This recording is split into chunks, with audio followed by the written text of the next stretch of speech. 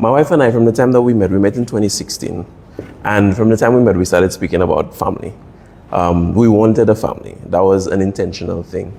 Around 2019, 2020, about a year before we got married, we said, hey, you know what? There was this really nice idea that we had where, okay, we don't yet have a baby, but we know we want our baby. And I always wanted a baby girl, always wanted a baby girl. So we created an email address for the baby from since years before we got married. And sometimes when you're sitting down, when you're like, you know, you just want something, you just kind of just pour into that baby, you know, let her know how much you love her, what you're thinking about her, etc., etc. When we eventually got pregnant, I realized I don't know if it's going to be a girl or a boy. So then I used to be sending the emails and saying, you know what, love dad, I love you baby girl from dad. And I realized, oh crap, now after that saying I love you baby full stop from dad. One of the things that parenting has taught me is, one of the skills that I had to learn very, very quickly was how to slow down.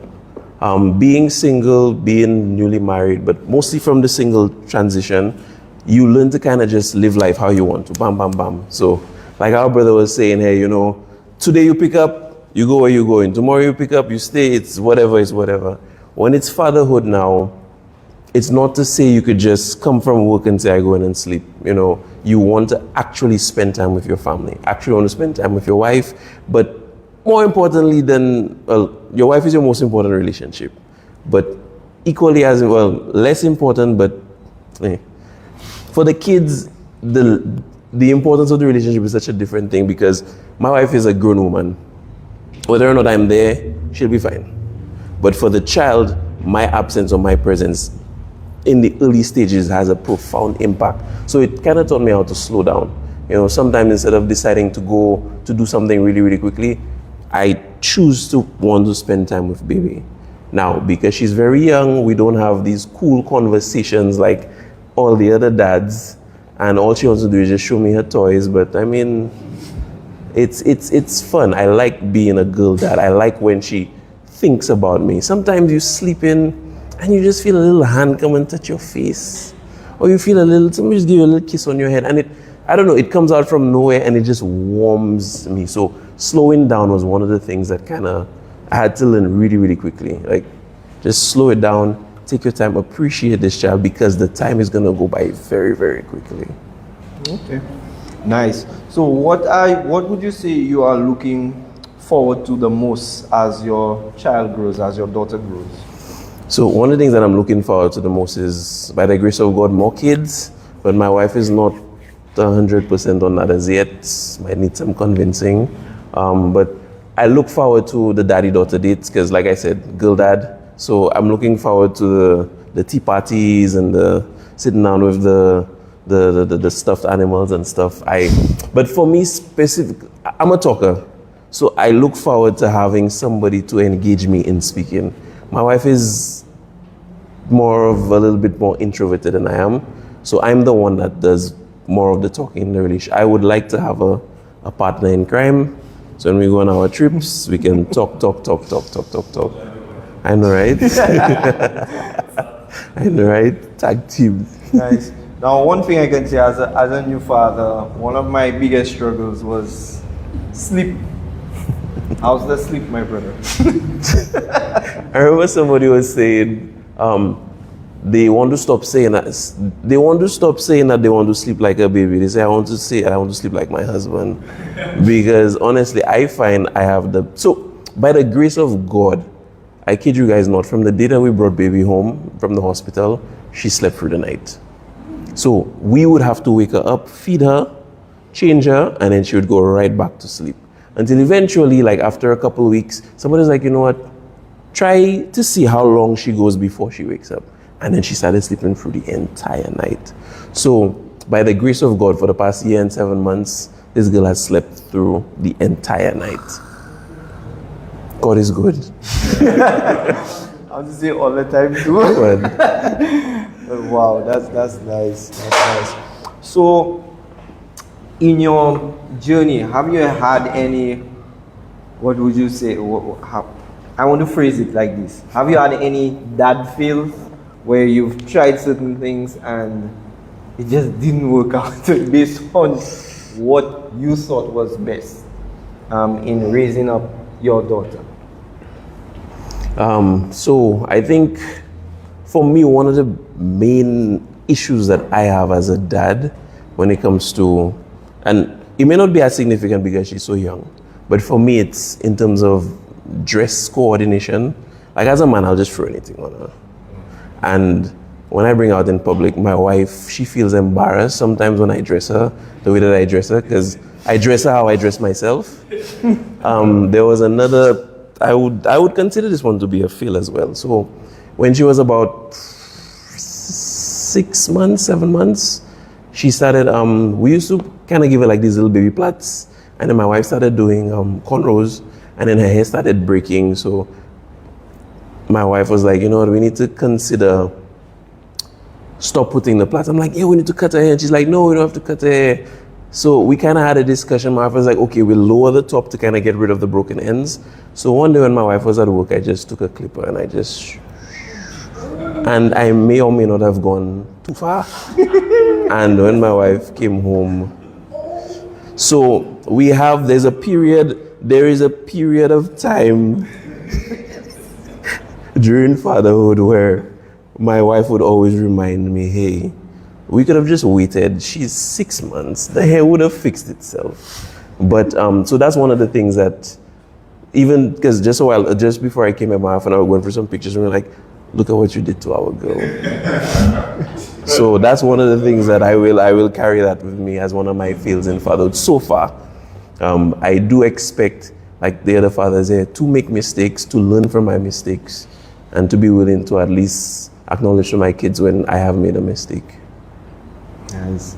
So would you say that becoming a girl dad has made you a lot softer, or has it made you tougher? You know, I know it's a quite a paradox, because you could actually be soft and tough. True. But how has it made you feel being a girl dad now? I think being a girl dad has, like I say, I believe God gives, especially daughters, I can only speak from my experience, God gives daughters to men that he really wants to refine. So I look back at my life in secondary school, A-level, the relationship that I had with women growing up, and then now having a daughter and realizing that there are men in this world that will hope to treat my daughter the way that I mistreated other people's daughters, it really gives you a newfound perspective. So I'm hoping that as she grows older, to be able to teach her what it is that she needs to look for when it comes to a man. So that, you know, when she tells me she like a boy in her class, you know, I would at least be comfortable knowing that, you know, there are things that I taught her that are important when it comes to, now, at 9, I wouldn't, you know, but at least when she's older and she's growing up, I would have the confidence knowing that I trust her decision making because of the way that I raised her. But I mean, it's a challenge sometimes, especially when it comes time to beat her. Like, she'll do stuff and you'll have to give her a little tap, and then in the back of your mind, you're like, you know, Daddy's really sorry. But, you know, on the outside, you have to be like, you know, we have to set this thing straight. She had this thing where she used to tap you, like just come and tap you, and you know, you have to stop these things, nip it in the bud. But you know. Now, one of the things that I experience as a new father is navigating, how would I say, multiple ways of parenting. So, for example, my mom had one opinion, my close friends had an opinion, my wife's family had an opinion. And there were so many hacks that I should have tried. How to make him sleep properly, how to dress him, how to pat him, how to nurse him. How did you navigate the challenges? Because you said you came from a big family. So I'd imagine that moment you would have had lots of family giving you advice. How did you navigate the challenge of actually finding what works for you and getting lots of feedback? So ultimately, one of the things that my wife and I always said is, we will listen to the opinions of others, but ultimately the decision is ours. So, I mean, we would ask for help in certain situations. Many times we would ask multiple people about their take on this aspect of parenting, and ultimately we sit down and we kind of go through what it is that we want to do. when my daughter spends time with her grandparents, my parents. So my wife is Vincentian, so her parents are over there. They've gone over there a couple times. And when she spends time with my parents, for example, I know that there are certain nuances to raising your child in your house and then going by your grandparents' house. I can't fault my parents for being grandparents. I mean, I know that there are things that may happen in my parents' house that I may not necessarily fully encourage in terms of, for example, when I went to I know what it was like when I went to my grandmother's house. There were things that my parents did not encourage at home that I knew that when I go by my granny house, it's me and my grandmother. So I give them that leeway that as long as we're on the same page fundamentally, you know, that one of the things for us, we're big on the whole no sugars thing. We're big on no sugars. But if, you know, you give her 1 glass of diluted orange juice, I mean, we'll not go over the top. We'll not freak out. So I have to understand that grandparents kind of sort of, they get like a second take on parenthood. They're being parents for the second time, and they're correcting with our kids mistakes that they made with us that they never had the chance to fix. So I've come to move into that sort of grace when it comes to them. So when she's with them, this is what her mom and I expect, and I trust that you guys will follow this, but at the same time, I'm allowing you guys with the grace to be grandparents. And that's just how we try to navigate that. So people give their opinions when it comes to us, we make our decisions. And when it comes to grandparents, you all know where we stand. But at the same time, we allow you grace to be grandparents. Yes. Is there a moment in your journey as a father that made you feel overwhelmed when it came to raising your daughter or just being there as a dad? So one of the things that a lot of men don't like to speak about is the pregnancy aspect. I listened to one of the fathers speak about his wife having the PCOS. They don't talk about the 7 months of bed rest. And one of the things that, as men, we don't like to say certain things. When my wife was pregnant, I was so scared. I was scared. Every week, you hear stories about people that just happen to just wake up and have a miscarriage. You hear stories of people who just wake up and at the end of the pregnancy, the baby just dies or they stop feeling the baby. And as a man, you carry that with you, but you try not to speak about it. And I remember one day my wife and I, she was about 8 months pregnant. We sat down and we had a conversation. And I told her, you know what, there's something that's just been eating at me. And I told her, you know, I find myself constantly worrying about whether or not we would actually make it to term. And she sat down and she started crying and she told me too. And she was telling me she had been feeling that for many, many months, not knowing how to express it to me, because she felt like if she had said it and it happened, it would be her fault. And it's like both of us are struggling with the same burdens. We don't want to talk about it, especially because we're men. We don't want to say that I was so scared. I was scared. You know, hearing one of the fathers talk about seeing the belly, and you know, it's nice having a belly that you get to play with for yourself. You can't go and just touch nobody else's pregnant belly.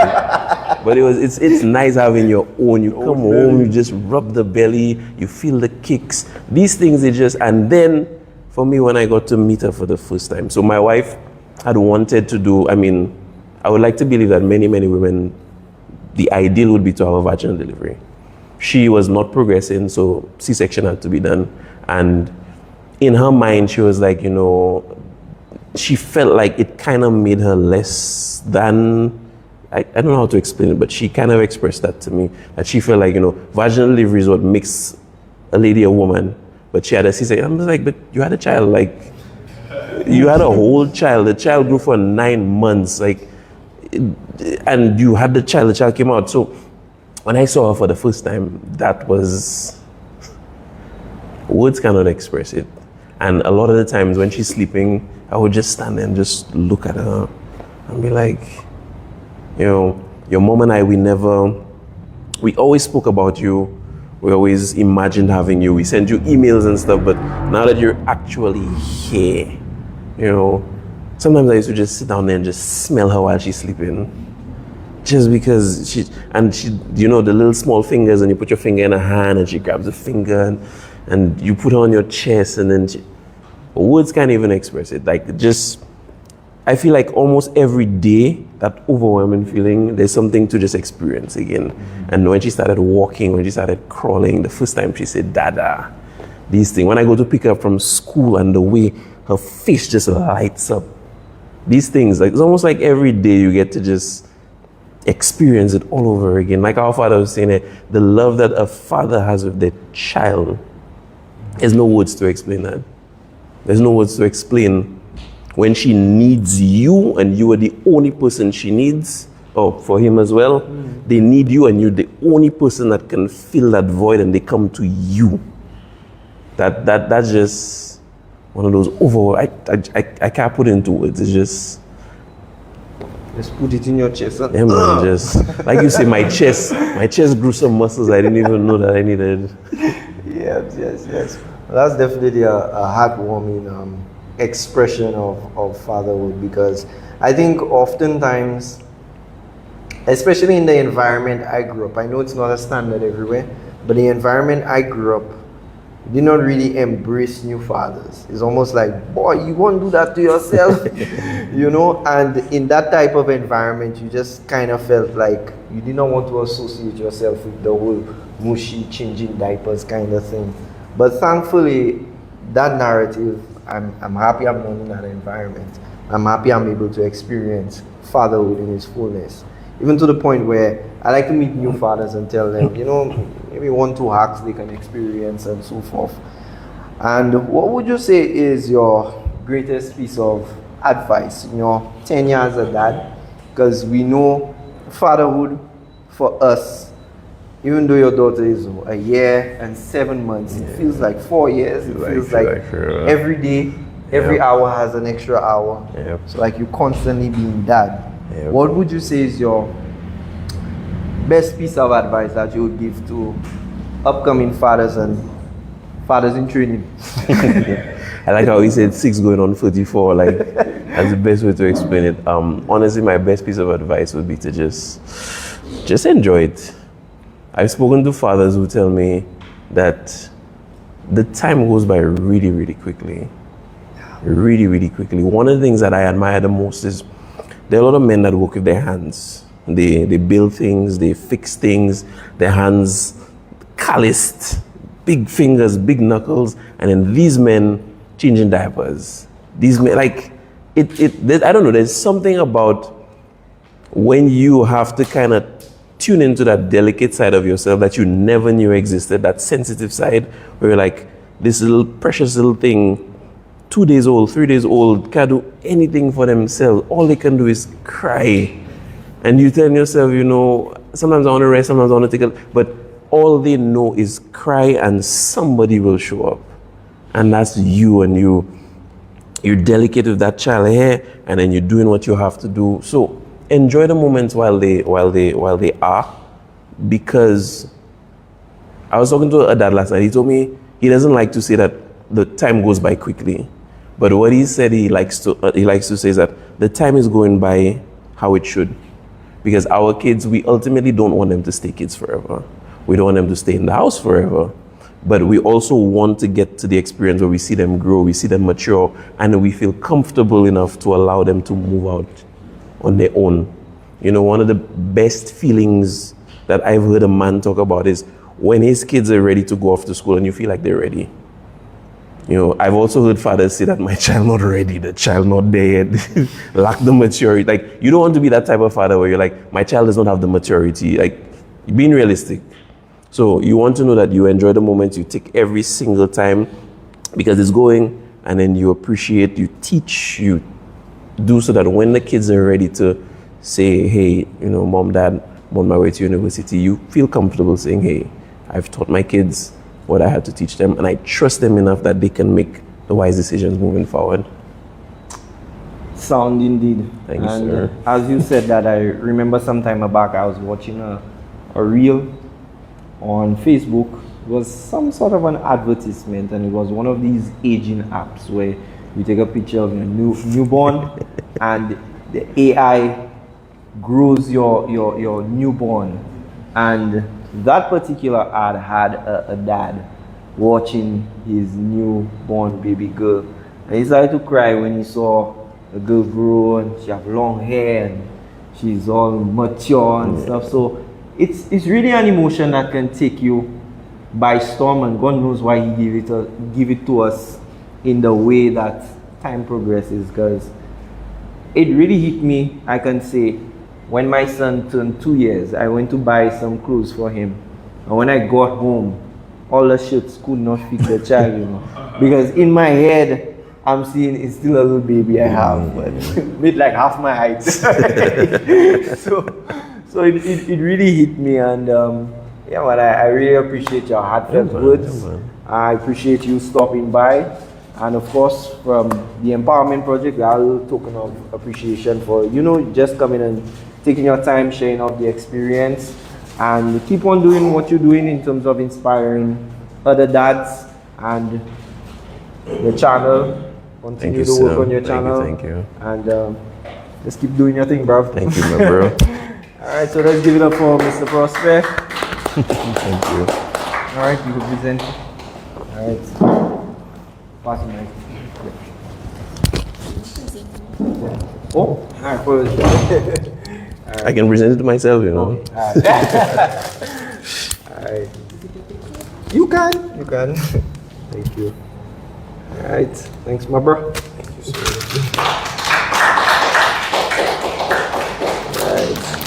Alright. I just want to leave you guys with one of my best dad jokes. It's been a year and 7 months in the profession. Knock knock.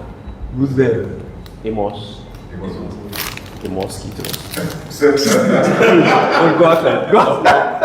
Guys, it's a two-part joke. Knock knock. Is a second mosquito.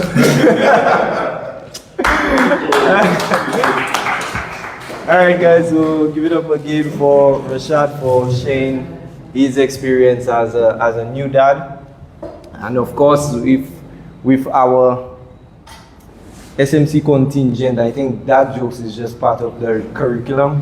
Even though we don't have a period for it, it just comes natural, you know. I think I was in Form 3 when I developed this joke, and I just remembered it. You know, I think it's the SMC aura. All right, so name one vehicle that everyone can buy. A Ford.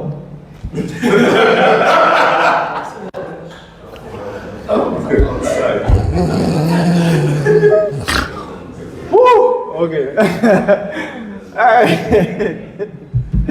All right. So thank you again. Thank you again, Rashad, for sharing that wonderful experience with us. Of course, we'll be following your journey as we like and subscribe to the Prospers on YouTube. And we're going to move right along into our second discussion. And we had a new girl dad. Now we're going to have an experienced girl dad, an experienced youth dad, an experienced dad of many. Because Mr. Junior Dillis has not only worked with his kids, but he has been working with youth for well over 20-something years. You know, in different spheres in the youth and sports movement. I think his name speaks for himself. Once you say Junior, his work speaks for itself with the SSDF, Our Boys Matter program, right now with the Wiry program, and many other organizations who look to Junior to work with boys, adolescents, young men, teenagers, even our adult men. He has done the work. And tonight he's just going to share with us his experience from the heart and also from the field. So let's welcome Junior as he comes to share with us.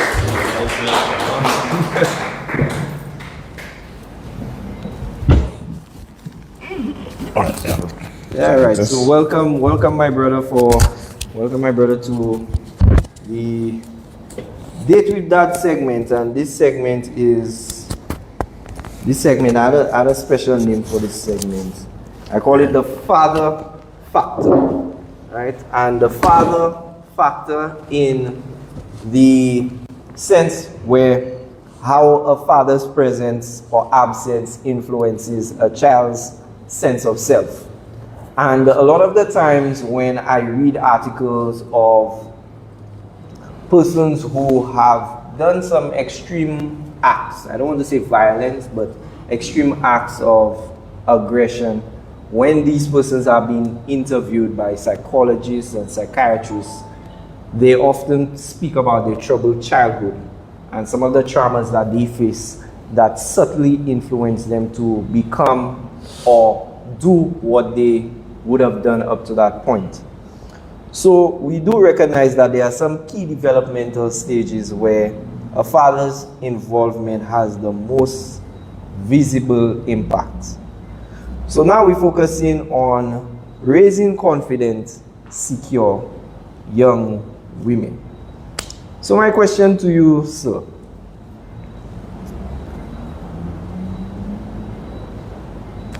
What would you say is the father's role in shaping how men treat women? Well, first of all, good night, everyone. Happy pre-Father's Day, I should say. Yeah. Father's Day. I would say we play a key role, especially for those of us who have daughters. One thing I've realized is that your daughter looks at the way you function to determine the type of individual in future that she may choose to be, her partner or husband. Your daughter would literally look at the simple things that we take for granted, the simple things that we don't even realize we're actually doing. So they look at how you walk, how you carry yourself, how you speak, the things you get involved in. Funny thing about, I'll never forget this, when my daughter was at preschool, they had this, what is it, superhero day. And they asked my daughter about her superhero, and she said, at that time I used to run the Babylon Youth and Sports Council. And my daughter's response was, I want to be a humanitarian like my father. Admittedly, at that age, I don't know how she know a big word like humanitarian, but I'm thankful that she does. And it hit me like, boy, what? She's paying attention.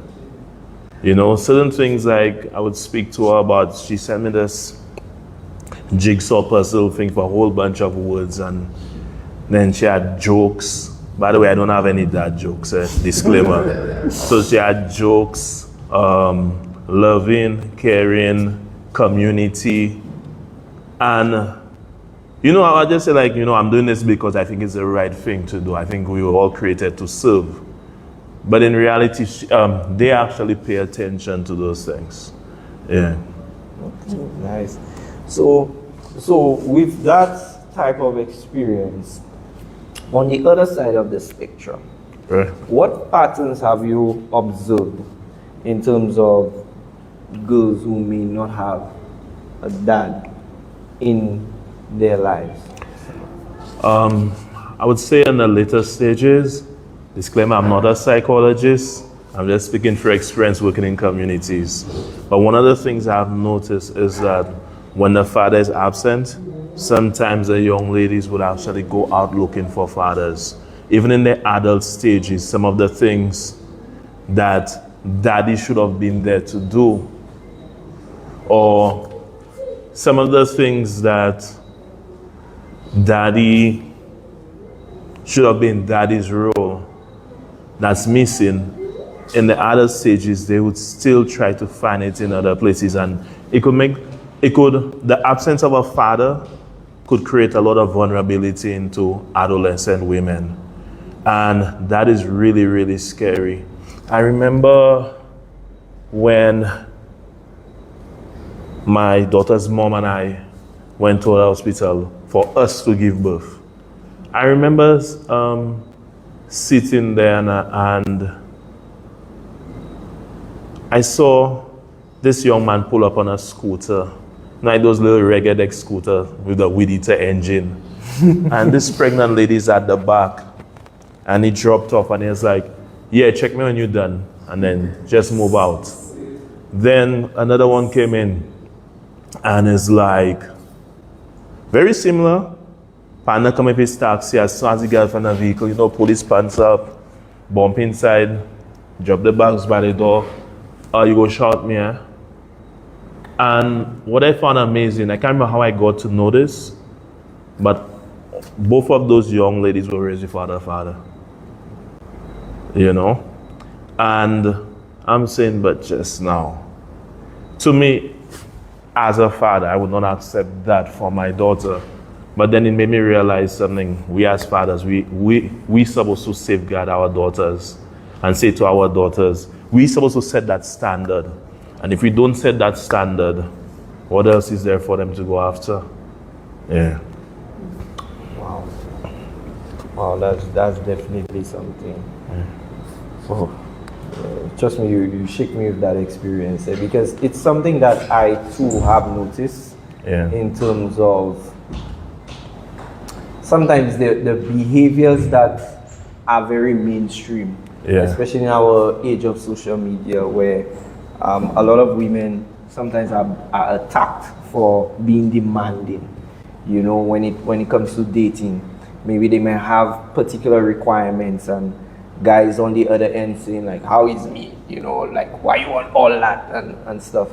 And the psychology behind it has to do with the environment. You know, what are these daughters being exposed to that, had the fathers been there, could have alleviated that experience and really changed that narrative.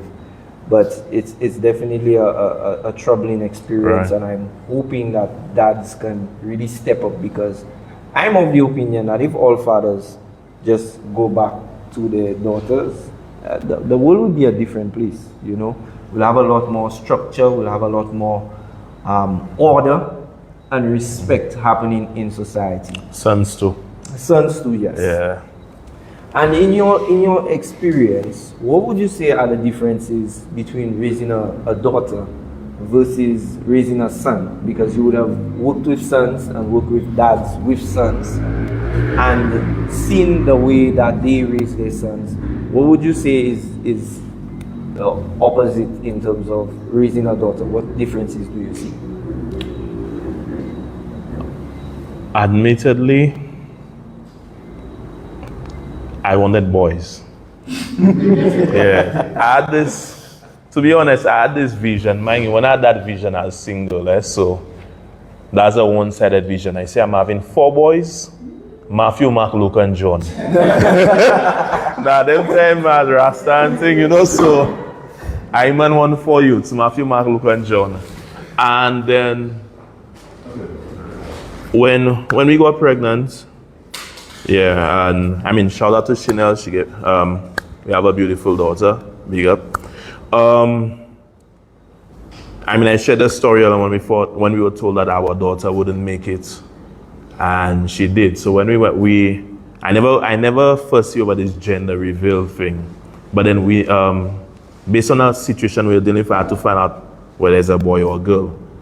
And I remember I always wanted a boy, and the day when we were going to do this, we passed somewhere and I saw a side of youths pull out on a block. And I'm like, boy, I don't find to believe that. Like, God, you know, I haven't tried to give me a girl instead. Please, please, please, please, please. And yeah, I got a girl and I was thankful. But one thing I've realized is that I don't want to sound biased, but it almost feels like there's more distractions for the young men. And if we think about it for a second, chances are that might even be one of the reasons we have so many absent fathers, which affect the young ladies. So it's like, you find young ladies, they're a little more capable of being focused. They're a little more capable of sitting down in a class. They're a little more capable of, so it's kind of, I don't want to say it's easier, but you have a bit less to tackle as a father, and then the young ladies are naturally inclined to be daddy's girls. So you have less to tackle versus a boy who has the block, his partners, sad to say, the education system which may not cater to his needs, right? then the girls are also his distraction as well.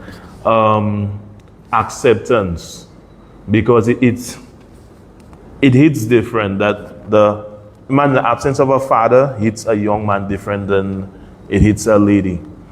So you find it could be a bit of a challenge, but I would say for the young men it's probably harder. Yeah. Nice. Okay, so in terms of raising girls, how do you, because in your intro you mentioned that you have older girls. How do you address the topic of self-worth and relationships? How do you set the benchmark to know what your daughters should expect and how should they feel about themselves, and how do they go about navigating their newfound desire for, well, the natural desire, I would say, to have a boyfriend and have a partner? Well, first of all, I always say this to my partner. Our children look at the example that we set. So my stepdaughters look at how I treat their mother. My daughter looks at the relation I have with her mom. Well, her mom and I are separate, but even if we are separated, she still looks at how I interact with her mom, right? So they look up to us. So even before we start saying anything or implementing anything, we have a standard to set. So just imagine I'm here on this podium, I'm speaking about being a girl dad and whatnot, and then I go home and I'm dead drunk, cursing up the house, raising my hands. What are they seeing? You know? But added to that, there's also this open level of communication. Fortunately, my stepdaughters are young ladies. But with my 11-year-old, there's a lot of conversing that needs to happen. I don't wait for somebody else to tell my daughter something that I should be able to tell her.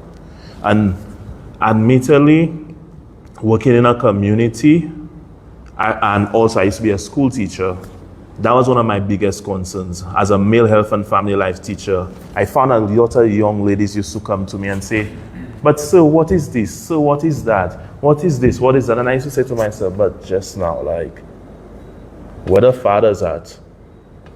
You know? Come to parent-teacher meetings and it's like you would see, 20-something, 30-something mothers and like 2 fathers, or when the fathers come, like, die over it, man. Like they just come to pick up the mother who was at the meeting the whole day because they want to go home. And then at the end of the day, it's like no kind of interest, nothing whatsoever, right? Funny enough, you see those same fathers on social media.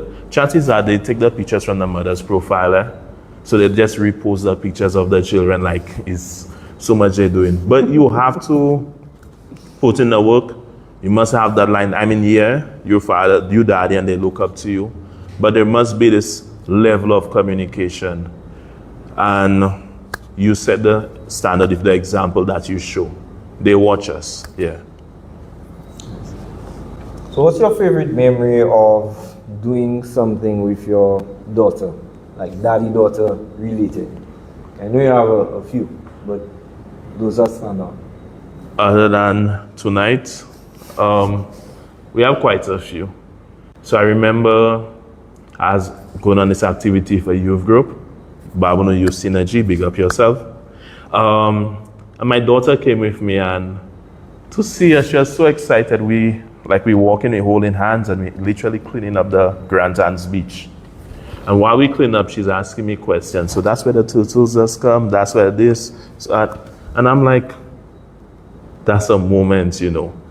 I also had this experience. As a matter of fact, Donage, I think you were the guest speaker at that event. My daughter's preschool graduation, my daughter got most outstanding students. And there was a point where she had to do a presentation where she had to say to daddy and mommy and whatever. She said, and then she stopped and she's like, to daddy and mommy, and so she made sure that she pointed out, and boy, I in the crowd, and boy, my head big already, yeah, but boy, that's well, yeah, and boy, that's my girl, you know. So these types of moments, they touch me. Also, I mean, she wouldn't remember this, but I remember the first time holding her. Yeah, so just imagine when we went to the hospital, I sat and I'm saying like, I'm not leaving until you make that child. So I sat outside. Every time I like screaming, I poke in my head in to try and see what's going on. Mind it wasn't even her. Yeah. And then I started to cry. And then a partner of mine came and I had to try and dry that fast because, you know, I tried to. And then a few minutes later, they like called me in and I got to hold my daughter. And I was like, wow, yo, you make a child here, sir? Like a little you, and like, you can't replace that. Yeah, I think the next great moment is when, now admittedly, we agreed should have gone to Leon S, but I'm surrounded by convent girls, so I think the next great moment, she now wants to go to convent, which is fine. So the next great moment is when we go to get those CPA results and I see convent on it. Yeah. Daddy pride. Yeah, I still wonder here, sir, but I mean, well, her choice, yeah. True.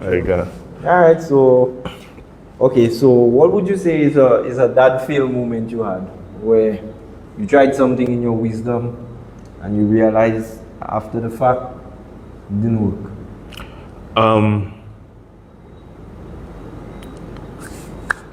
Wow. So that's the thing. I didn't raise with my father. I was raised in a single parent household. I had it really hard growing up. My dad is a great man, mind you. My dad has, from what I got to know as an adult, my dad has helped many persons and we have a very, very good relationship. But I did not raise with him. And I always said that whoever I have a child with, that's who I would. And there's a point in time I felt like I failed my daughter because her mom and I didn't work out. The reality is that life takes you places, and I wasn't even looking at it from the standpoint of us separating because we communicate really well when it comes to my daughter. Just the fact that I couldn't wake up every morning and like see my daughter, that used to eat me up. Because I used to wake up like, say, midnight. Like, I think a gentleman said, well, I'm going to just watch her sleep. And that's the time when I used to say, well, boy, I need to put this in place, I need to put that in place and whatnot. And the first time I woke up and no daughter, I felt that piece of me was missing. Yeah, and it took a lot for me to come to an understanding that, hey, that's not you, but I felt I failed her there. I would encourage any man or a lady who has a child, try your best to make it work, because I've seen a lot of young people get shattered when their parents separate. I'm fortunate that it didn't happen in my situation. And I mean, sometimes things happen, but yeah, these little ones, they count on us, you know. And sometimes they end up in the middle of crossfire, and then you lose touch with your children in that process. And then you don't see it now, but then you wonder why later on in life certain things start to occur and they lash out, and yeah, so try, yeah. All right, and what would you, just to bring it all home, or what are some encouraging words that you would give for fathers, you know, navigating that situation, having daughters and, you know, just working with kids, because you did mention stepchildren. Right. So how do you, what advice would you give to dads in a situation like that? My generation of dads, we come from a lot of us were raised without fathers. Let's be the change we want to see. Let's do better than where we came from, right? A lot of us ended up in a later because we done and not like as in a later at some point. But God is good, yeah, all the time. And we should never want our children, and I've said this from day one, right?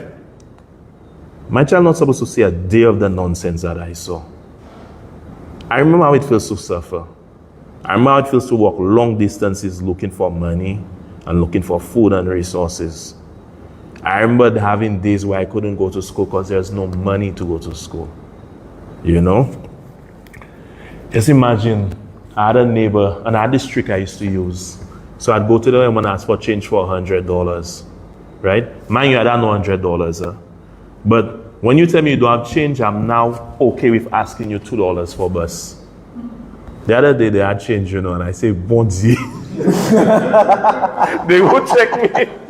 So, but I think the guy realized that, and he came and he just gave me $5. Tell me, nah, hold on, I know his bus. But I'm like, bon Dieu.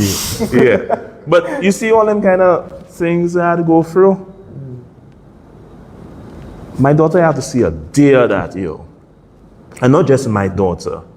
Every single one of us, we are duty bound to ensure that our children don't see a day of the nonsense that we went through.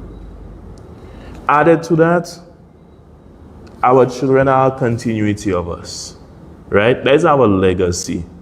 So don't just be having children and not being able to take care of them, you know? Some time ago, I went to this place, what they call it, family court, social welfare.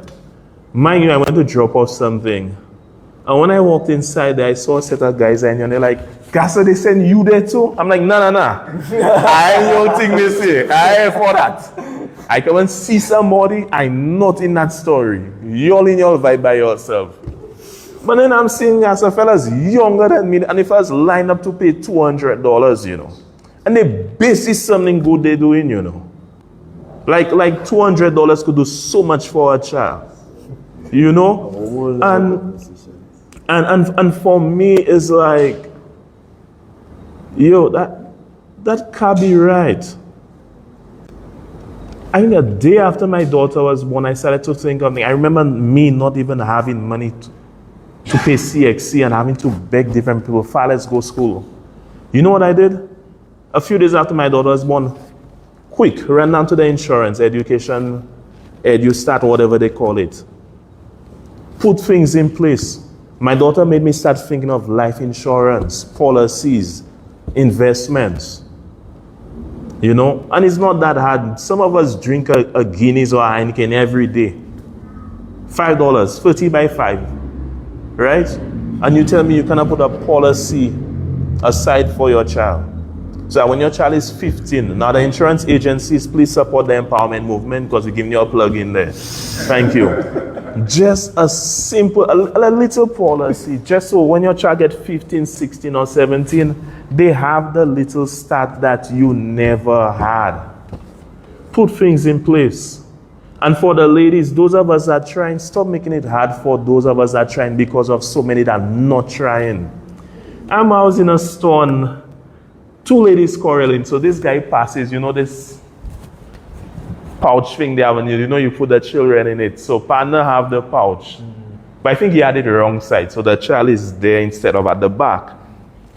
And the ladies are quarreling. All of a sudden you all want to play like your father. All of a sudden you want to do this. You wasn't raising children. Women I was raising children, blah, blah, blah. And them, do you all know him? No. So I'm like, you, but the man trying. The argument was why all of a sudden, but thank God he's trying. You know, and those of us with our differences, and I said earlier, let's not put our children in a misfire. So don't tell your child, your daddy not doing this, or hey, your mother not doing that. That's a mother. That's a father. They deserve both of you all. So I would say this, and also keep in mind, a child is not just a child you give birth to, right? I also have an adopted daughter, right? She's 21, one of my past students. And that's an amazing young lady. Good night, Shanta, love you. And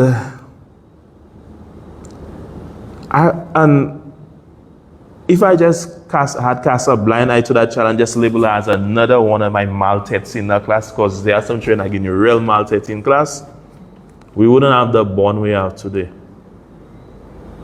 So there may be that child next door that might just need a little support, a little strength, a little guidance. There may be that friend of yours who don't know better and he just need guidance. Reach out to him. If you see your partner doing public service trend, pull him up. Nah, he's not doing public service trend, so he's all right. But I mean, each one reach one, you know, and let's make our communities better and safer for our children. Yeah. Sound advice, my brother. Yeah, respect. Definitely, I definitely want to express my thanks. Let's give it up for Junior for such a heartfelt conversation, a much needed conversation, and I'm hoping sometime we can delve into, the step parenting aspect. Because right. I know a few fathers who are step parents, and the experience varies. Some people love it. Well, some people have. I'm not using the word step. I tell you, step is a program. I have children. Yes. I have children. Yeah. Yeah. So I definitely want some time for us to touch that conversation, because I think it's a much needed conversation in our sphere. I have a lot of behaviors that sometimes come out of situations like this, and I think it's good to address it and have great accounts. Right. And of course, definitely want to show appreciation for your time. Hey, you've always been on speed dial. Anytime we bounce up, you definitely give support. So from the Empowerment Project, I want to give you a nice little token. Nice. And hopefully you can.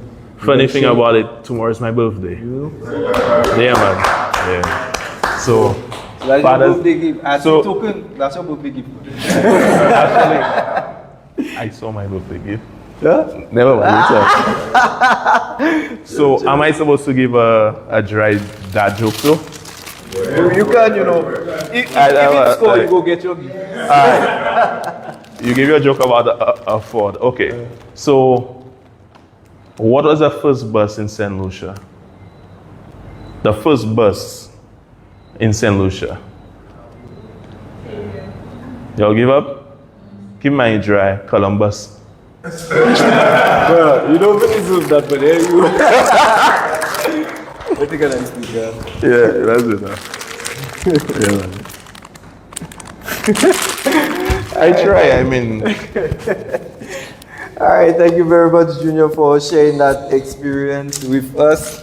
I hope you can take some time to revise your jokes, man. Alright, and at this point we go to welcome Mrs. Sigifani Bryan, so that we can have the next segment where we focus on dad, but from a female perspective. Because a lot of the times we speak about dads, we have dads empowering dads, dads encouraging dads. But I thought in my deliberation, it would be nice to hear from a female who's a daughter, her experience with dads. And sometimes it's what dads need to hear. That sense of appreciation, that sense of love. And I'm sure we're going to have a very interesting discussion tonight, a presentation and a discussion from our guest speaker. So I'm going to call on Mrs. Sigifani Bryan to take away the next segment.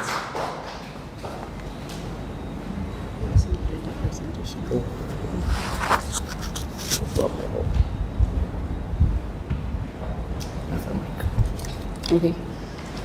Good night, everyone. As introduced, I am Sigifani Bryan, Mrs. to someone special.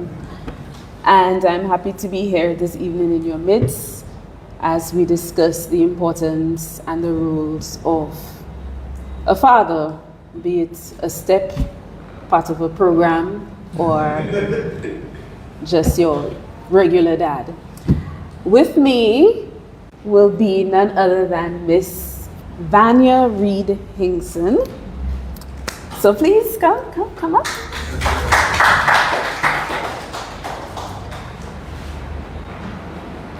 Now Vanya and I feel comfortable standing. I don't know if it's because of my height.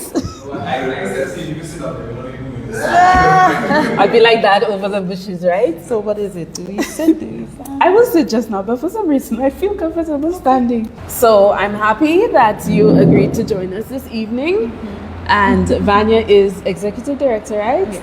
Of the National Community Foundation. And of course, she would have and she continues to work with persons from various backgrounds who are in need of, various sources and resources day after day. And she is doing a phenomenal job at that as she continues. I'm very proud of you. Thank you for you. So, yeah, you could just go ahead and just give a brief introduction of yourself. Okay. So, folks, I'm Vanya Reed Hingson. I prepared. I didn't know what to expect. So I did prepare something. I don't have to read it. But I do want to, say as I, had the opportunity to be here, and I did wonder, what can I bring to a discussion for that, as a woman. Something did come up for me, and it was this concept of leadership. Not necessarily leadership, in the thunder of a warning, the weight of a glance from a dad, but sort of the quiet leadership that a soft fatherhood brings with it. And, my story is one of many dads. It is one of, and I think somebody mentioned that his wife is Vincentian. I'm half Vincentian as well. And so I spent many formative years in St. Vincent, and my grandfather was really my first dad. And, he was a boisterous man, loud.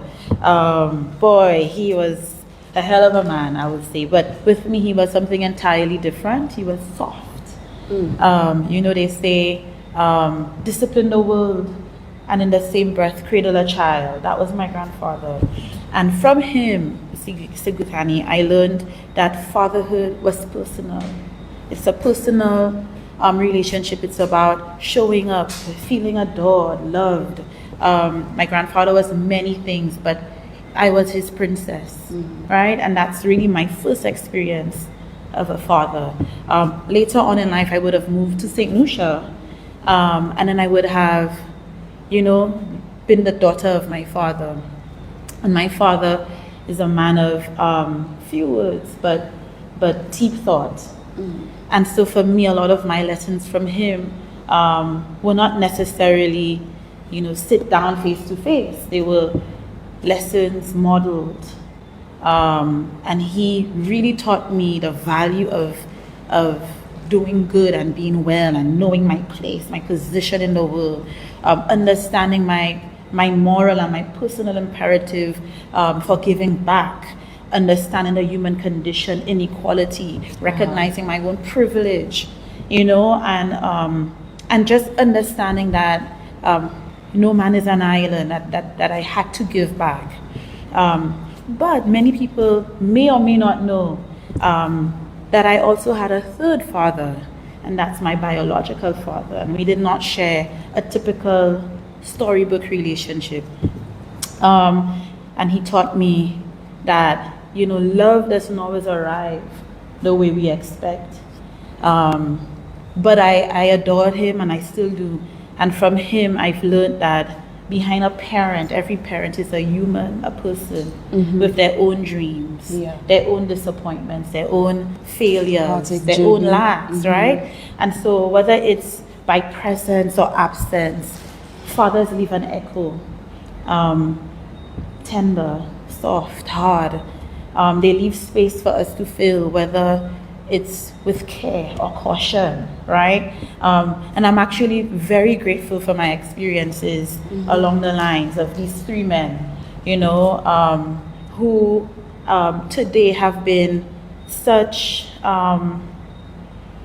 you know, they've just been major tethers of shaping who I am today and my perspective, and allowing me to resonate with the experience of many, because I've had, in the true sense of the word, a fantastic father that I continue to have, but I've seen the other side. You know, so dads, I'm here, I hear your stories, I see y'all, and I say to you, you're somebody's first mirror. Yeah. You know, you're somebody's safe laugh. Yeah. You know, you are the young man who was here. You're safety. You know, we say this in words, but it matters. What you say matters. What you don't matters. How you show up matters. Tired, frustrated, exhausted, imperfect matters. And there's a quote that sticks with me when I think of leadership, quiet leadership, and it says, the most profound leadership is not the one that's announced. So take with that what you will. Your presence matters. You don't have to say you're here to be felt, to be heard, to be seen. We see you. You know, so that's it, you know. That's my... Yeah. So what would you say, or how do you think that your connection with any of your three, you have three, some of us didn't have it. You have three. You know, so how has that, that's your daughter, That's right? my daughter. So how has your relationship with either one or all of them, how do you think that has impacted you as an emotional being? Right. I think, you know, our fathers, like our moms, are our first examples, right? I look at the way my father holds himself in the world, and I've understood from a very young age that what you say is not always verbal. It's who you are, and I've also understood that what we say and how we say it is often a reflection of something else, right?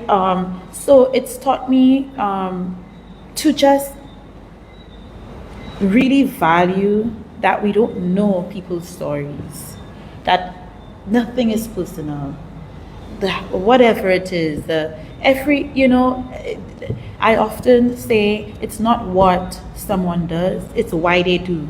Because some of us know what to do and we show up and we seem perfect. Yeah. But why do we do it? Is it because we're performing? Is it because we're trying to, right? Yeah. So, you know, having my experiences it's just taught me that you take at face value what you get. That you do, you know, you try your best for people, but you don't internalize necessarily what you see, and that you always leave space for understanding that there's more to the picture that you may never be privy to, you know. So I think having a sense of emotional intelligence, one that you continuously try to expand, is one of the biggest superpowers we can have as people, you know. Yeah, that's a very interesting perspective, because you know, usually we say it's not just what you say, it's how you say it, but it's why.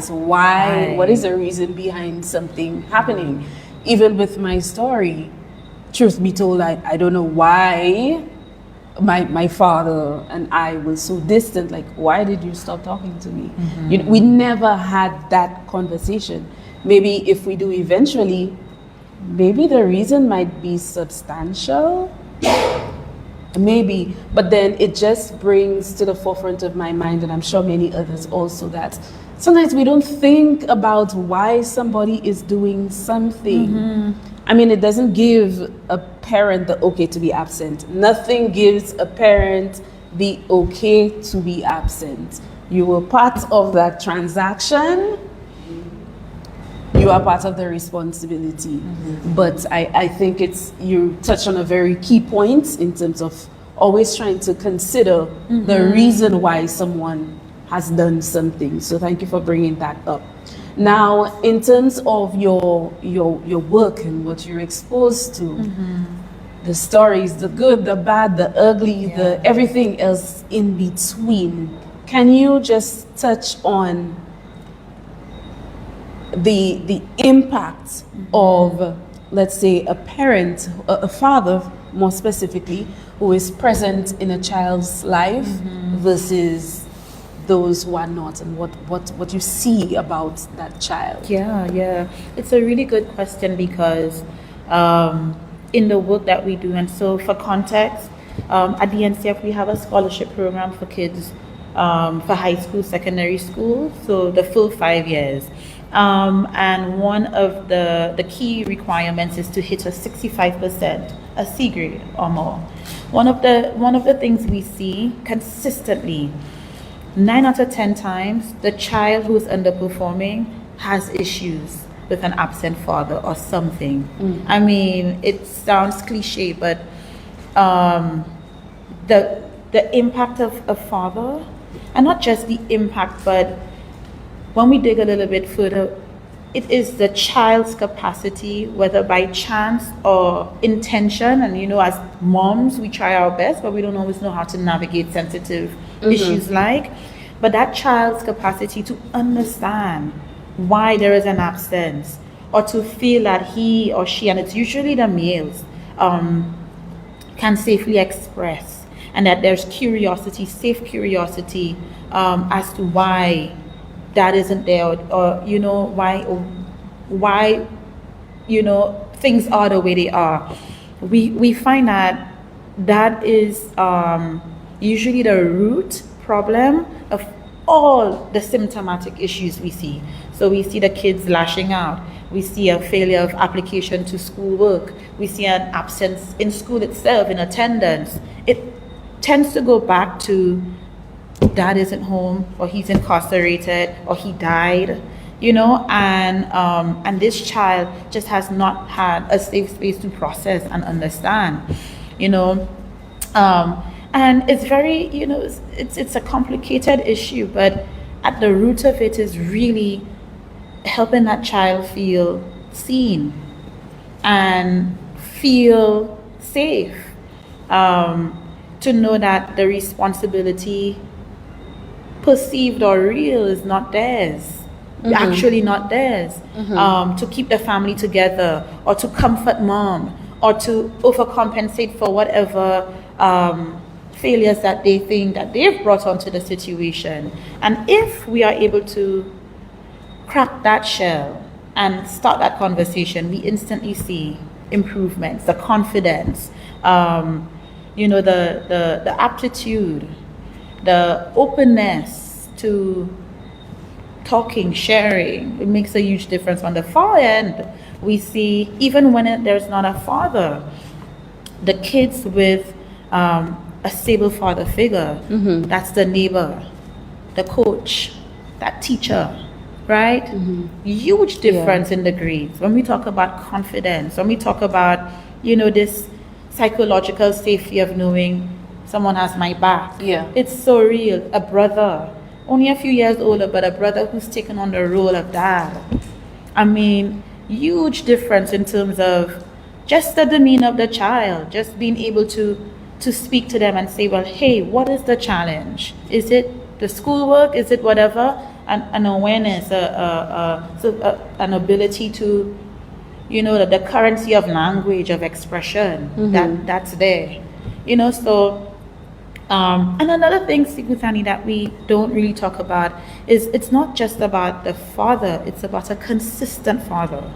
Because we've seen situations where the father's present and not consistent, and that has an even more damaging effect on the child with the absent father.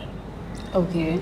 So we're talking about quality of fatherhood here. It's not just about knowing your father's there, he's in the house, but what is the quality of the man to which you look to for guidance and fatherhood? As an example.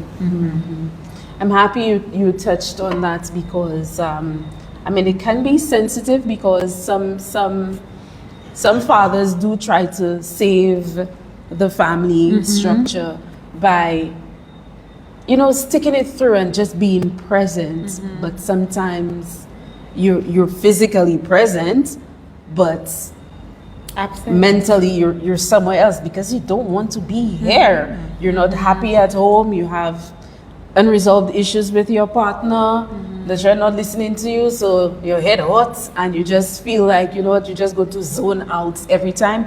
Let your partner deal with disciplining the children, dressing the children, I'll financially be there. Just And that's hand enough. out some cash and things of this sort. I know that as of late, there has been a bit of a change, a bit of a switch in terms of the millennial dads being more present in their children's life. Not just present, but actively so. And this, I'm sure, has a ripple effect on certain things, but we can still see certain things happening in society in terms of crime Right. and different things. Right. So what do you have to say? What is your perspective on that? I think, what comes to mind is perhaps, this cultural gap that I think we're seeing a manifestation of. I think culturally speaking, manhood and fatherhood has looked so different. I mean, even thinking about my own childhood, my grandfather's softness towards me was not something I saw reflected in any other dad or grandfather in the neighborhood. He his strength was in how loud he could be and how fierce he was, and that extended for most at that time to how they raised their kids. They were iron fists, right? It was enough to just financially support, be there in the home, but you were the man, you were the disciplinarian, you were, right? There was an unspoken understanding of what a father should look like. And so I think over time,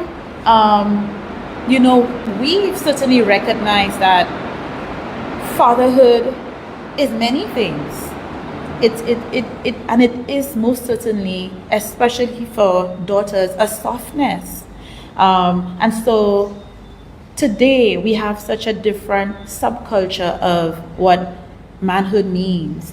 And I think today we find strength in men's ability to empathize and to be vulnerable. And I think that bleeds also into how they father their kids, right? So I think there's a deeper consciousness to show up for our kids as, parents, certainly as fathers more actively. I think generally there's a greater societal acceptance for that sort of a father, that he can exist and he can exist freely without without any connotations attached to him. And then also we are now parents. Those of us who were on the other end of this, parenthood, we were the kids of fathers who were not always, as empathetic or as soft. So we understand what that created and the lacks and failures that may have made way for in our lives. So I think also there's a conscious effort to be more for our kids, especially in that way. So, it's really amazing to see young fathers showing up and older fathers as well, recognizing the gaps and filling them as they go along, whether it's as parents or grandparents or uncles or whatever it is, Yeah. Okay, that's awesome. I agree. But what do you think about the call for our modern men and women to sort of revert to the family structure that existed before, as you spoke of, Right. you know, our parents, etc. So what do you think about that, and how do you think that can impact how our current generations are being fathered? Yeah, it's a good question. I think there is a genuine need to emphasize the importance and the strength of the family unit. I do believe a child's best chance is to grow up in a house where whether it's dad, it's a father figure exists, and of course a mother figure exists. But I say that also equally with equal emphasis on that the quality again of that home. Yeah. What is that relationship? You know, again, what sort of a parent or father is that man or that, you know, that mom for that child? So everything is contextual. I do think that culturally we've sort of normalized this idea that you know, single parenthood is it's you know, it's fine, it's normal, and I think circumstances happen. I certainly am a mom, and I am raising my daughter as a single parent, so I am too a product of that, you know, my circumstance, but it is not because of a lack of trying. And I think as people we have to be honest with ourselves and to say what is a better environment, a better outcome for that child? Is it to hold on to a relationship that is toxic, a relationship that creates shells for both partners where unhappiness grows and that the child becomes privy to that sort of environment, and you stay for the sake of a two-parent household, or do you leave a relationship that is not conducive to the sort of environment you want for your child, and you show up the best version of yourself for even them? though you're not under the same roof. Absolutely. And to Junior's point, you create the sort of relationship with your co-parent that you want for your child. So I mean, I think it's both things. There is value in a household structure, but everything boils down to quality. Quality of the person, you know. What sort of a mom are you showing up to be for your child when you're half broken, sad, depressed? Right? And the child gets to see you crying every night. 100%. What is the which is psychological, okay in a way, but what's the psychological impact for a child who only knows a sad mom?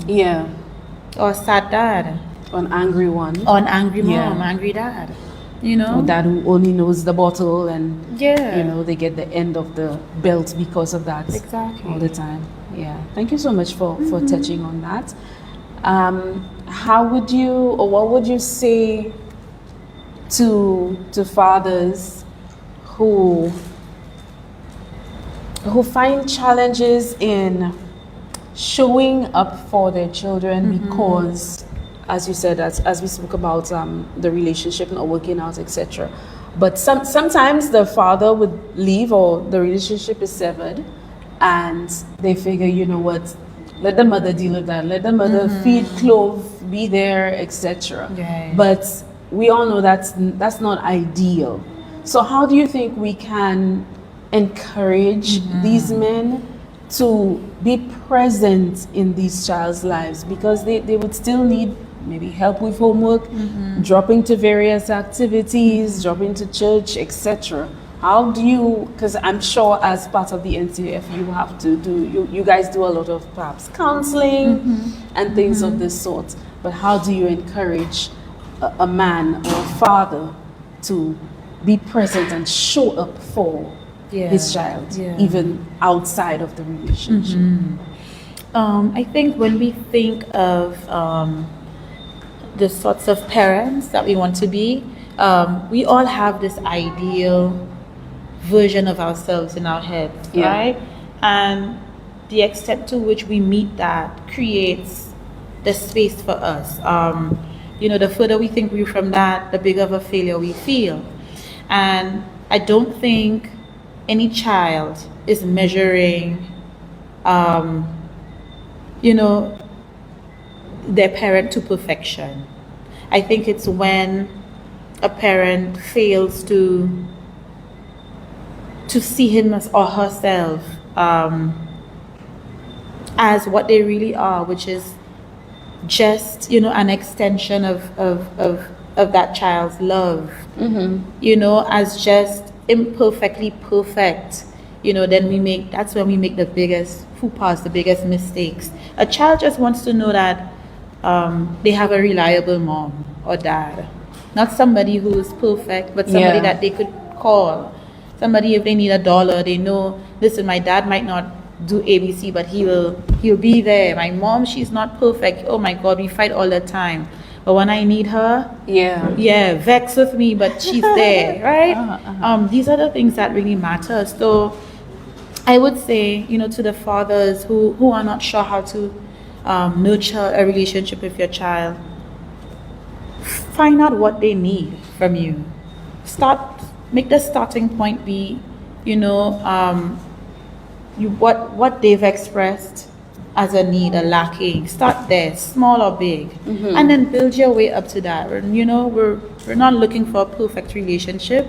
We just want to know that you're there when we need you, and that, you know, we matter to somebody. Yes, I totally agree. And as we sort of wind down, a couple of scenarios pop up in my head. I know of certain cases whereby some fathers think that the system is automatically set up to allow women to, or mothers to automatically, you know, get custody. I see you leaning in. To get custody of a child if they go to family court. So sometimes the fathers, they just throw their hands up in the air and say, you know what, I'm not even fighting, just let that happen. I don't know if perhaps you've come across any scenarios like that during your work at NCF, but what would you say to a father who is just willing to throw in the towel because he thinks that the system will not be on his side simply because he is the father as opposed to the mother? Right. I mean, I would say, and I would lean in with empathy, because many of the experiences of the men that we've encountered does reflect, you know, this feeling of just, you know, inequality in terms of the system. What I would say though is, when we're talking about the law, one of the best tools, you know, anybody can use is documentation. As a father, if you are doing what you're supposed to do and you are documenting that properly, we're talking about law. It is very hard for the legal system to go against a father who can prove that he's providing for his child, who can prove in text message or email or in whatever that he has been making attempts to see a child and that the mother is keeping a child away, or that, right? So don't lean into, you know, we're talking about your child, we're talking about the rest of your life and his or her life, we're talking about real feelings, right? Don't lean into creating your relationship with your child based on your preconceived notions of what the legal system may or may not be, right? Whatever you do it because you have a responsibility, one, and two, it's just what you do. But at the same time, you navigate the system well, and you always keep in the back of your mind that it exists, and should you ever be in a situation where you have to go through the legal system, that you can show that you've paid tuition this year, that you are, you know, reaching out, that for this birthday you were there, there's a picture. It's very hard, and if you find yourself in a situation where the law is against you, well, great, you're now empowered to you know, tackle the law because you have the proof. You can seek legal advice now. You can, right? You, the point is, you're that much more empowered to stand up in the legal system and demand what should be and what rightfully is at yours. least put up a fair fight. So you don't go into this thing defeated, hands up, passively. You do what you're supposed to do and you document it, and that's how you navigate the system. Because of course, I mean, you could those fathers can always go down to family court, speak with a social worker. It doesn't have to end up in front of a magistrate. You can get some mediation done, Absolutely. and that could help steer the course of the child's life in terms of having 100%. both parents more active in their life. So I thank you so much this evening, Vanya, for having this chat with me, for covering, you know, the importance of having not just a biological father in your life, but, you know, it could be step, it could be grandparent, it could be whatever, but a consistent father figure who can help teach you and guide you in different spheres of your life. And for, you know, everything else that you mentioned, sorry, the importance of documenting, you know, your role in wanting to be active in your child's life and not just throwing in the towel. And yes, thank you again, and you continue doing an amazing job. Thank you. At the NCF.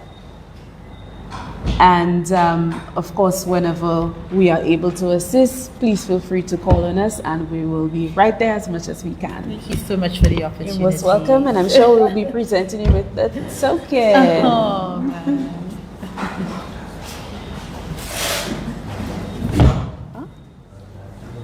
Oh, she has to give a dad joke.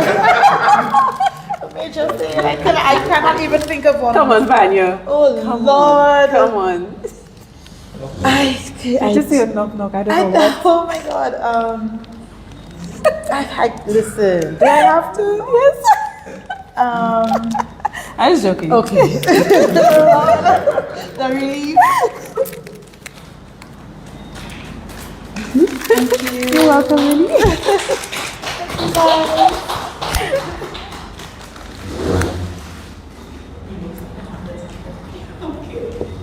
Okay, so back to the host. All right, thank you very much, Mrs. O'Brien, for that inspiring segment with Mrs. Vanya Hinkson. And this has been a very enlightening segment, and for sure, part of having this segment is not just the conversations, but the actual appreciation. So I want to appreciate all our dads in our midst. So I'd like to call, firstly, our guest dads.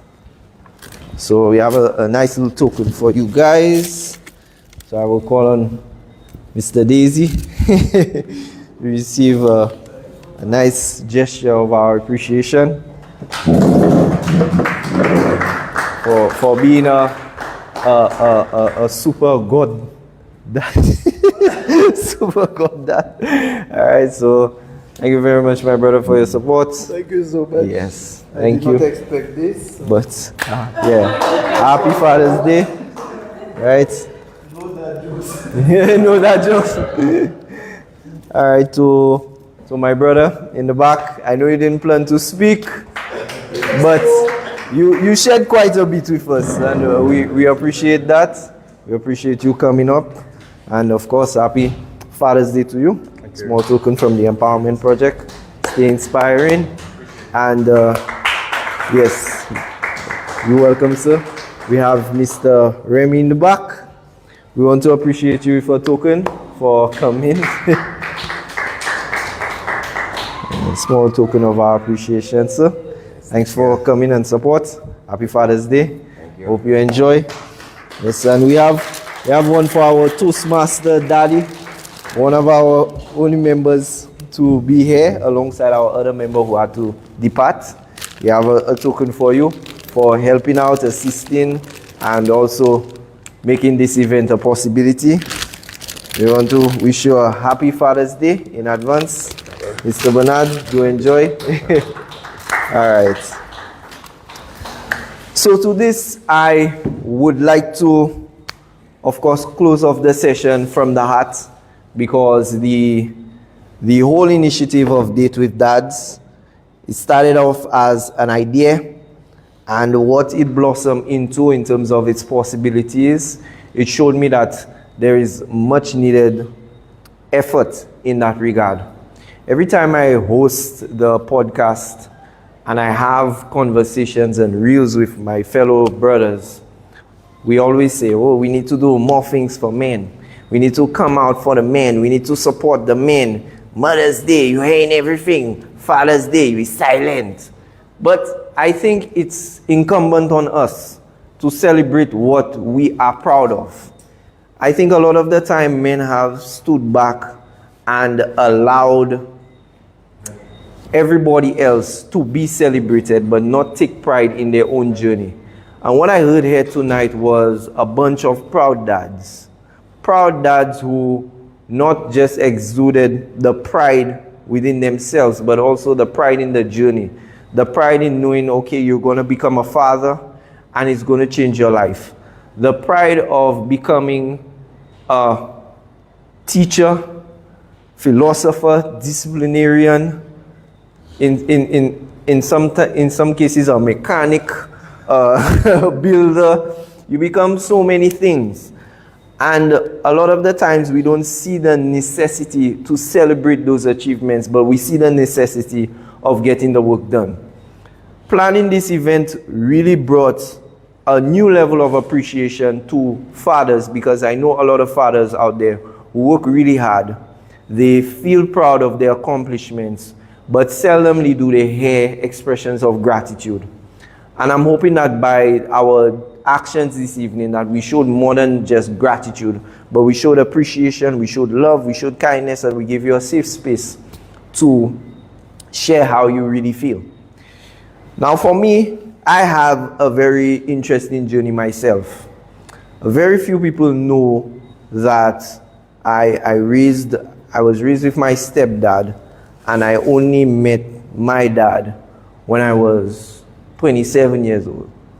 I only met him when I was 27 years old, and it was a ton of bricks. It hit me like a ton of bricks, because it's a whole new world, a whole new person that I'm getting acquainted to. I had so many questions. I had a lot of emotions pent up, and that was actually a year after I started my initiative to recognize dads that I found out about my dad. And what that did for me was it sent me down an emotional spiral. I think that time I was very vulnerable, that if I did not have a strong family, that I would have probably gone crazy. I would have lost my faith in humanity. I did not know who to trust, because just imagine you're 27 and you have a family, and now you're finding out this whole new reality. It really shook my foundation. And aside from the obvious pain that came from it, I found myself crying. I found myself, being angry when I got certain cues, because my father would have been on the media sometimes. If I saw him, I was mad. And it was a lot. It was a lot. And I only got to this place with a good support system and determination to not continue what I call generational pain. Because this pain that I experienced was so real that my son was born around that time, and there were times where I was just angry at him. Now, how can you be angry at a 6-month-old baby? That's the question I used to ask myself. How could I be angry at such an innocent soul? He cannot even speak yet, but he was experiencing what I had been holding on for so many years. And I decided that in that anger, I was going to do something about it. I asked myself, what am I going to do? And I started having conversations with my wife concerning the realities that men face versus the realities that women face. And these were the most intense conversations we've ever had. Because I came in swinging. I said, there's nothing for men. Men go to jail, men do this, and if there's a dispute and a child is involved, the man will not get favor. I used to hit hard. I used to say the society favors women. I used to say if a woman commits a crime, she'll get less time than a man. I used to say they use their pretty privilege. I used to say all sorts of things. And from all these conversations, it was just left, right, her opinion, my opinion, her opinion, my opinion. And what it made me realize is that When I tried so hard to prove that men don't need women, I tried very hard to prove that. It ended up teaching me a valuable lesson, that it was not something that I could have ever proven with my natural brain. I fought it, and with all the pain and the anger that I had, it hit me one day when I realized that every facet of life is symbiotic, where men need women and women need men. Even putting this event together, it wouldn't have been possible for the women behind the scenes. And that reality works in everyday life. And sometimes because of the hurt we experience, we never admit that as truth. So we try to bash as men, as hurt men. Sometimes we try to bash the ladies for what they go through. But then they need us just as we need them. And this is one of the more valuable lessons that I learned that helped me on my journey. When I moved on from learning that reality, it was now time to confront the elephant in the room, which was the vast distance between my father and I. And it was nothing easy. It was years, maybe about 3 or 4 years of back and forth. Because you're getting to know this person who has his own set of ideals. Then I have my own set of ideals. I'm trying to look for the similarities, and I'm not finding any. And I'm realizing with the absence of similarities, that gets me even more agitated, because I'm trying to figure to myself, how did I come from this? You know, how I come from that? And it just got me emotionally riled up. And one of the things that kept me locked in that emotional state was understanding what my mom went through. And when I got my mom's perspective on the incident, my mom was basically left dry. You know, he came and he disappeared. And I carried my mom's anger for that situation for a long time. And it was only until 3 years after this is in the span of 5 years, so maybe in the 4th year, I finally got a wake-up call from a brother of mine who called me randomly one day to check up on me, and he asked me, "How you doing?" And I told him how I was doing, and I mentioned the situation to him. And he said one thing that changed everything for me. He asked me, "Why are you fighting those battles when this is not your reality?" And I said, "What?" He said, "Yeah, that's not your reality." Because he knows my father well enough, and I described him to him. And he says that what he is and what he did, that's not you. You have your own life going on for you.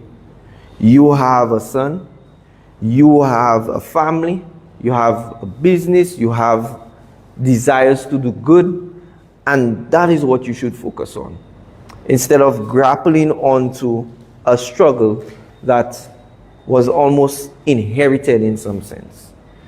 And it felt like pretty straightforward advice that that's not your pain, so don't leave it.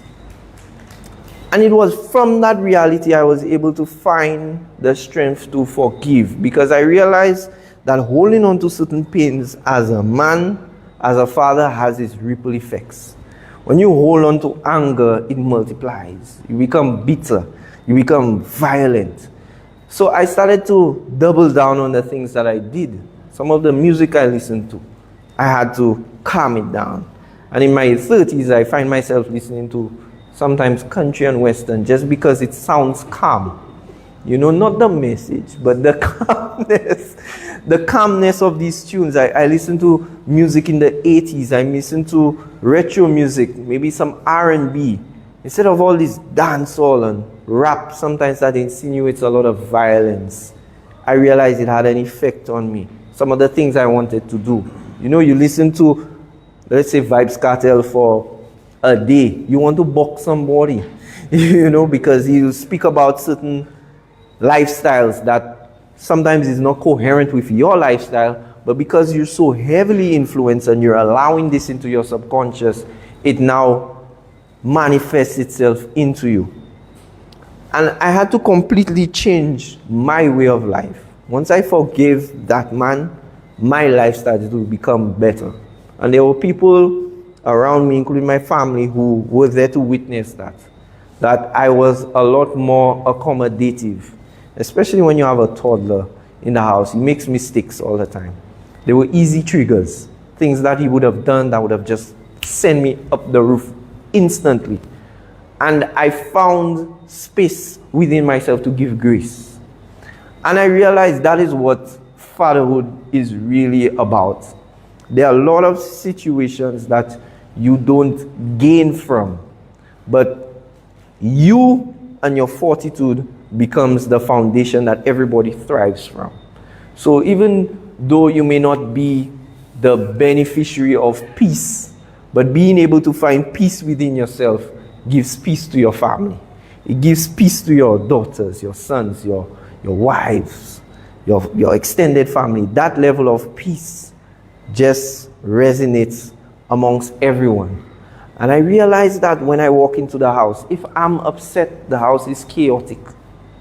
When I'm upset, I can't deal with my son, then my son gets upset. Then when my son is upset, my wife is upset. And then she's upset that he's upset, and then she's upset that I'm upset. So now we have a whole cycle of melee happening just because I walked in the house with a certain demeanor. And on the contrary, when I'm happy, everybody's happy. Everybody's happy. And I realize that's a superpower that we fathers have that we don't often talk about. Sometimes we don't even realize it, but it exists. Whatever we are, everybody around us is. If daddy rich, you rich. If daddy is feeling great, you great. When daddy speaks to you, you feel motivated. And if daddy is not there, the opposite can happen.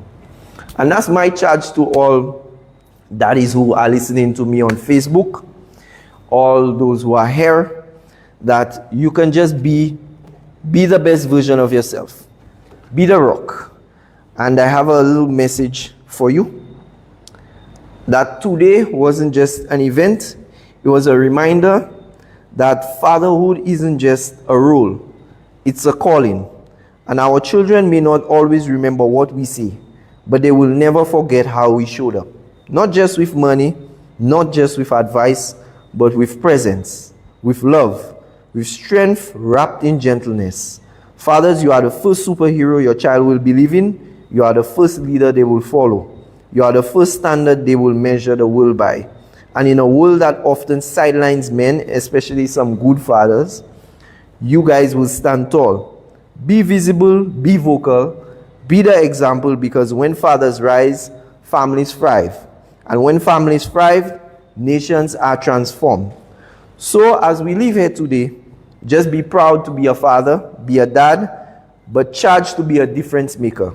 Whether you're changing diapers, you're dropping wisdom, you're dropping your child to school or to work, your presence is power. And let this be your vow, that I will lead with love. I will parent with purpose. I will father with faith. The legacy starts with you, and it starts now. So with that said, I would like to thank all of you for joining with our first date with dads, and go home, feel empowered. Happy Father's Day Eve, and a happy Father's Day season. Yeah, thank you very much for being here and making the event a success.